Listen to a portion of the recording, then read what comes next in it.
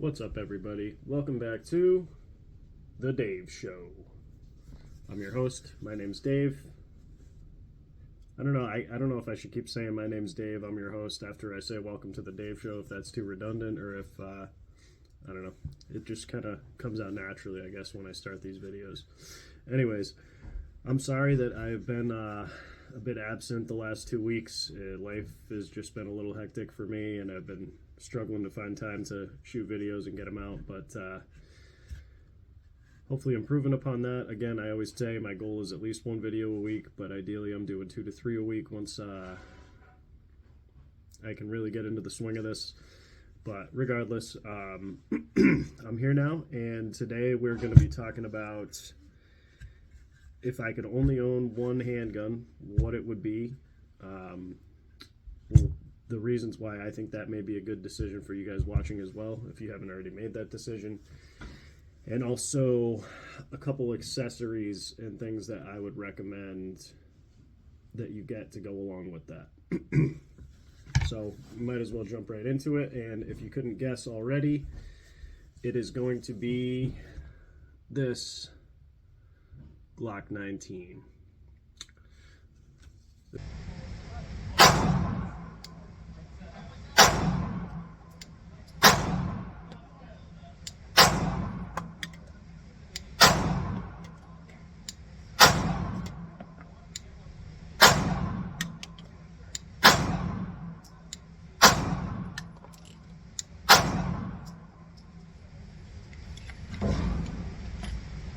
This is a Glock 19 Gen 5 MOS. I've got an aimpoint acro on the top, and that's pretty much it. The rest of it's mostly stock, but we'll go through the whole thing.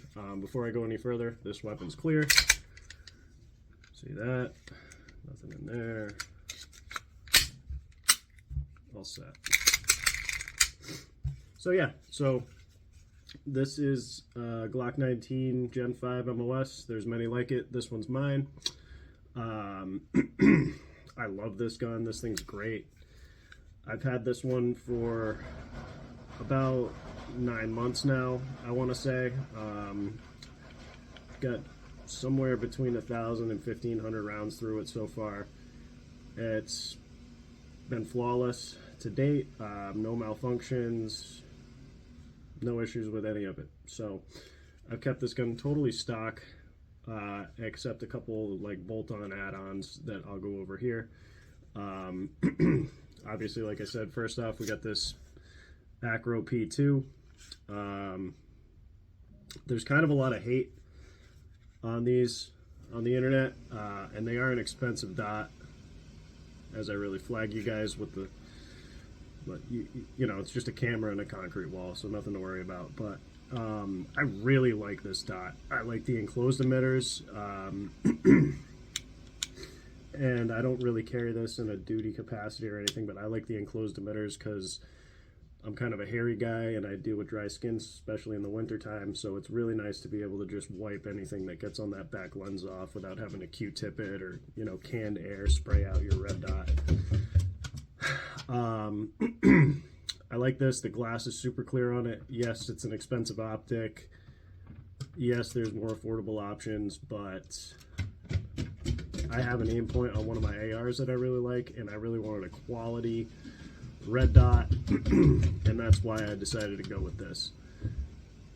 Some of the people on the internet that have talked about the issues with these, with the lenses breaking and stuff blowing out of them, from my understanding, that's mostly the Gen 1 Acros, or the Gen 1 Acro P2s, rather. I think they had a couple bad batches at first, and they ironed most of those issues out. If you guys go check out Uncle Freedom, his YouTube channel, he talks about, I mean, he's a cop. He puts tens of thousands of rounds through these things with little to no issues. But it's a mixed bag of what you see out there. I haven't had any issues. I also don't beat on this thing, so I wouldn't expect it to die on me, but we'll see, because I'm going to keep shooting the gun. So as we keep going up, we'll see if anything bad happens, but I don't think it will. I have this sitting on a Forward Controls Design mounting plate. Don't even think when I got this, it came with one factory plate from Glock, and it was for an RMR cut. I don't think they're giving out a bunch of plates with them anymore, but I've had no issues with this forward controls plate. I may end up switching it out at some point because there's a company called Jaegerworks. I don't know if you guys have heard of Jaegerworks, but they're a slide milling company. They do all kinds of cool stuff with like Glocks and a bunch of other guns too, but they came out with like an upgrade system for the Glock MOS, which is you send them your slide and they drill and tap a third screw hole in the top of the gun, and then they put their plate on, which from my understanding is the same thickness or maybe even a little thinner as this one, but that just gives you a third screw and really gives you a more solid foundation to mount your dot to. So I think I am going to send it out to them at some point, but not until I buy another Glock 19 because I don't want to be without one. So as dumb as that sounds, I will be buying the second Glock 19 sooner rather than later, and once I do that, this one's going to get shipped out to Jaegerworks. Ooh, excuse me. Anyways, aside from that, I do have night vision aftermarket sights on here. They're not a lower 1/3 co-witness on this. I'll try and show you, but they just barely peek over the bottom of the window, which I really like. I like to see as much window as possible, especially since these are just a backup, and I'm running a pretty rugged dot from a reputable company in my opinion, so the likelihood of needing them are low, but I do want to still see them if I need them, and I can just barely see them there, which is perfect. And if you train with red dots a lot, you can just actually use the window and point and shoot if you're in close enough, even if your battery's dead or your optic goes down for some reason. And then the only other thing that I have added to this gun is this mag well here. This is the SLR Rifle Works. I believe it's called their carry mag well. And this is actually designed to be compliant for some sort of USPSA, USPC, I don't know, whatever it's called, the competition shooting. It's designed to be compliant for their, I think it's their carry optics category or something. I don't know, because I don't shoot competition. I am going to try and start shooting competitions. That's one of my goals for this year, and I'll probably be using this gun. But yeah, this thing, like I said, it's been great so far. No issues. Over about 1,000 rounds, like I said. And then the only other thing, I mean, you get 3 mags with these out of the box. And that is going to kind of segue us into some of the other things that I would recommend you pick up if you have a Glock 19, or this can apply to any handgun, honestly, that you plan on using to defend yourself and others, or whatever the case may be, or just to mess around with. So the gun comes with 3 magazines from the factory. I live in a communist state, so 10 rounds only, unfortunately. And that's the reason that I primarily actually carry a Glock 43X instead of a 19, because if I can only carry 10 rounds, I'm going to carry something that's smaller and lighter, and even if I feel outgunned, there's nothing I can do about it because I'm stuck with those 10 rounds. So I just carry a backup mag, and it is what it is. Regardless from that, though, you get 3 magazines from the factory. My recommendation is you immediately buy 3 more. These things are, you know, $30 or less a piece for Glock mags, for 19, 15 round magazines or 10 round magazines. But what you want is you want 3 magazines for training. That's why this one has a T on it. That's something helpful for you guys too. I always number my magazines and designate whether they're training or a duty type mag. So this is a training mag. I put a big T on it. If it's a mag I'm going to use for carry, duty use, whatever you want to call it, there's no letter, just a number. I don't have any of my other mags laying around, or I'd show you guys. But either way, I do not use the same magazines for training as I do for concealed carry or whatever the case may be. If I'm going to bet my life on the gun, I am not going to be betting my life on the magazines I use for training, because your training mags get dropped in the dirt, they get dropped on the floor. They're going to see increased spring wear just from having to reload them all the time. And then the other thing that's a pain in the ass is if you only have 3 magazines and you're using those for both duty or carry and the range, you're constantly unloading your hollow points or whatever your carry ammo is out of this thing to load training ammo into it, just to, when you're all done with the range, have to load these back up again with your duty ammo. So that's, in my opinion, a pain in the ass. And for an extra like 90 bucks, you can have a total of 6 mags, 3 for training, 3 for carry. And then with a Glock 19, if I did live in a, well, my state was free in terms of magazine restrictions up until like 2 years ago, but if I was carrying this and I could carry it with its standard capacity magazines, I would have at least 3 or 4 15 rounders, and then I would go ahead and pick up some Glock 17 or 19X mags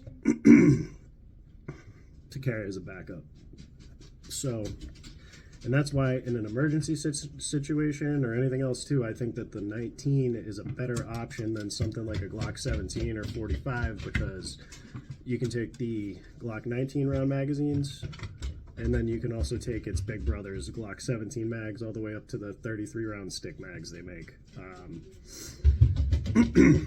That's magazines. As far as what to carry it in, I would go with an inside the waistband Kydex holster.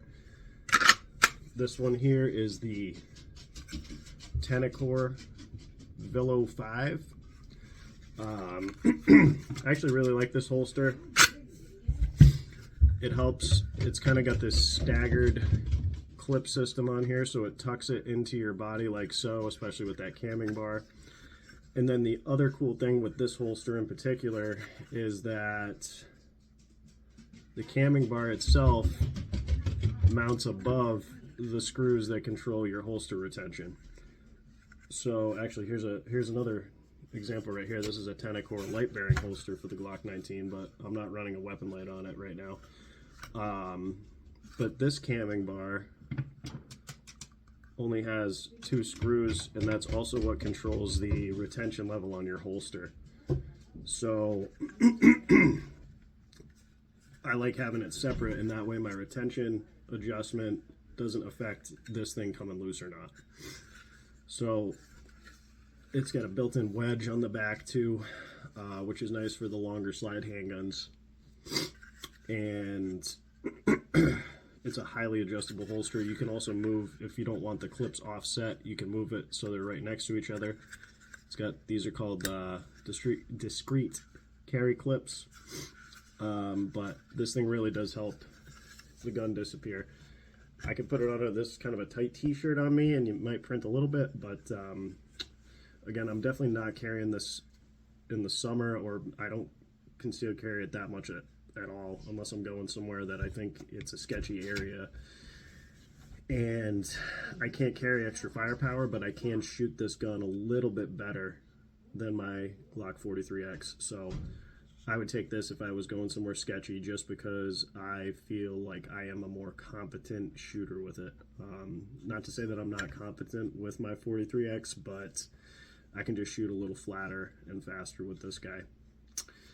The other holster I would recommend, pretty much any, if you're going to have a handgun that's your main, like your go-to, the world ends tomorrow, you're grabbing one handgun. For me, it's this one. So the other thing I'd recommend is some sort of outside the waistband holster for it as well. This one is the Safariland, what's it called? Solus, I believe. I don't know, they come up with all these weird names. Hold on, I think the box is kicking around here. Hold on a second. Yeah, Safariland Solus. So this is actually a level 1 retention holster. Thing fits really snug. It's a good lockup. You obviously can't get it out. And then there is a bar right here that you just depress with your thumb and pull the gun right out of the holster. These are under $100. And it's nice to have an outside the waistband holder with a little bit of retention, but it's still fast to draw, even if this is in like a concealed carry capacity. The paddle's okay. I've been trying the paddle out a little bit, and it's not terrible, but I am switching over to the belt loops that came with the gun too, or with the holster, I'm sorry. On Safariland's website, there's the option to get this with just the paddle, or you can pay an extra like $5, I think it is, to get the belt loops as well. And I'm glad I made that decision because I'm not a huge fan of this paddle. It's okay, but I don't know. I think I'm going to prefer the belt loops better based on my experience with other holsters and things like that. And then just a couple other things to touch on. The reason that I think that this is a great choice for anybody to be their go-to gun, and the reason it's mine is I know a lot of people hate on Glocks and say they don't innovate and stuff like that. And are there things that they could do better? Yes. Were they the first ones to kind of change the game in terms of this stuff? Yes. Are all the new concealed carry hotness handguns that come out, like the X Macro and the Hellcat Pro and all that stuff, are they thinner? Slightly, but they're pretty much the same barrel length and they're pretty much the same grip length. So for me, I like something that's actually going to fit a little better in my hand, that's a little meatier in my hand versus one of the thinner slimline type of guns. So instead of like paying $800 for an X Macro that may rust up on you or have other issues or something similar to that, in my opinion, I would just go ahead and pick up a Glock 19. This is the MOS. I actually wasn't going to buy the MOS at first. Man, sorry, I got something in my throat. But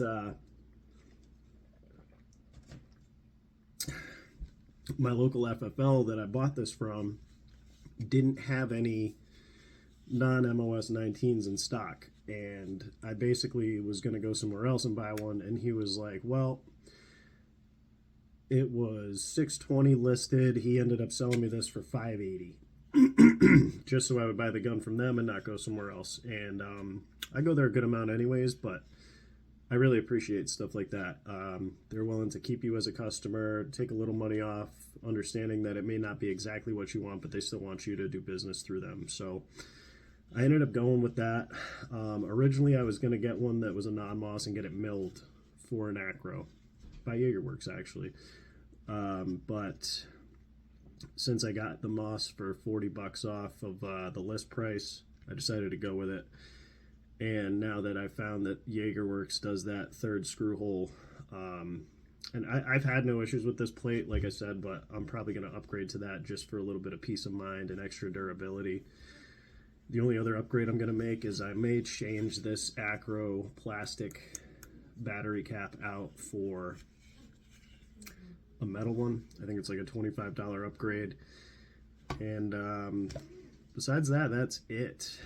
Like I said, the next upgrade I'm going to get, besides those couple things I discussed, is a second Glock 19, and then I'm going to probably pick up a 45 and a 26. And I'm not sure exactly what order I'm going to do that in, but I'll bring them all to the channel when I do. The reason I think this should be your go-to gun is because, first and foremost, logistics. So, the Glock 19 is pretty much the most popular handgun in the world. It's still one of the top 3 most popular ones in America, if it's not the most popular. So these things are everywhere. Parts are everywhere. Not maybe slightly less with the Gen 5s because the Gen 3s were out. Gen 3s and 4s were out for so long, so you could pick one of those up too. And yeah, they are a little expensive, I guess. But if you wanted to get something like this and you didn't want to spend $550 to $620, I think you can get the Gen 3s brand new still for $500 even. And then if you go online, you can find all kinds of police trade-ins and used Glock 19s. You can find them at gun stores too, but you could pick a used one of these up for like, I don't know, between $350 and $450 pretty easily, from the stuff I've seen. And then that saves you some money for when you have to upgrade your sights and get your holsters and things like that. But as far as logistics go, as far as reliability goes, as far as running into other people that are going to have parts and holsters and magazines and that kind of stuff for these when the world ends, I think it's your best option, and I think that it is the best all-around package when it comes to being concealable, but also still being big enough to be able to really fight and protect yourself with if need be. I will say too, if you are looking to concealed carry something like this exact setup, the Acro does print a little bit, especially like compared to it with no optic on it, but compared to some of the other optics I use, this thing does print a little more, but it is what it is. Like I said, I don't really conceal carry this too much, and if I am, it's in the winter months, and I got hoodies and stuff like that on, so I'm not as worried about printing or anything else. But yeah, that's my Glock 19. Tell me about yours too if you got one, why you love them. I'm sure there'll be people that hate them, so let me know down below why you hate them.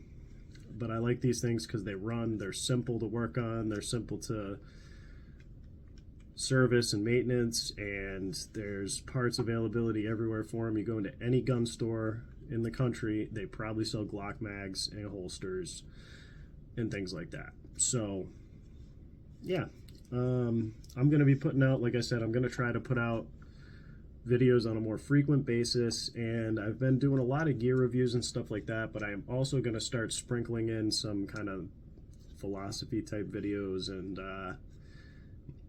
things that I think about that I think we should think about together, I guess, and have conversation on, and I'll tell you my thoughts on things, and I'll look for your input on that as well.